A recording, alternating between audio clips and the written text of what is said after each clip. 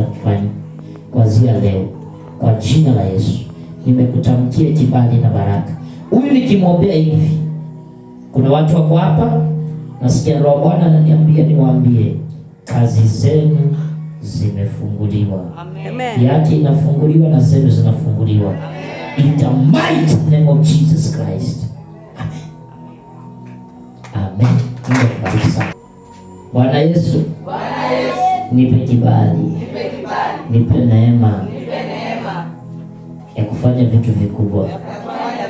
In Jesus name. Amen. Mzee, unajua kutumia anga hivi, unaweza itumia.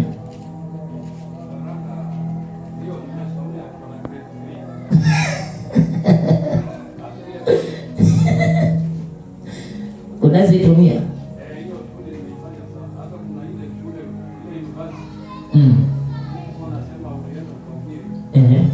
Kule Voi.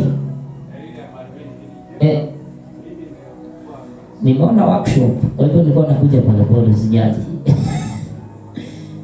Wewe fanya hiyo kazi unafanya, lakini hakikisha umeweka workshop. Sawa? Na ukusanye vijana ambao unaweza fanya nao kazi. Nimeona workshop kubwa na nikaona unafanya kazi hapo.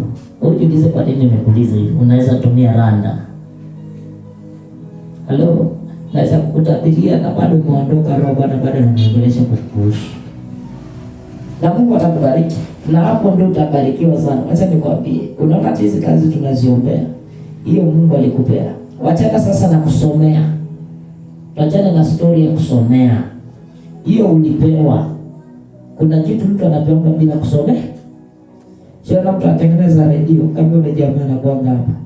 Mtua anakutengenezea redio na kutengenezea speaker na hajasomea. Wewe yako ulipewa hata kabla hujaenda shule. Ni passion iko ndani, ama nasema uongo? Lakini ufanye kenye Mungu alikuambia kufanya, unafanya kingine. Na hiyo ndio utabarikiwa. Ndio naanga mzungu anaangalia mtoto wake, anapenda kufanya nini? Hiyo anapenda. Hapo ndio utawewa. Anasomea hiyo kuanzia standard 1 mpaka form 4. Kama ni kucheza mpira, hapo ndio iko. Sasa hiyo ndio yako. Sasa kitabu ndio umekutana na prophet. Unaweza kuja ndani kingine nikwambie ile yako unafaa kufanya.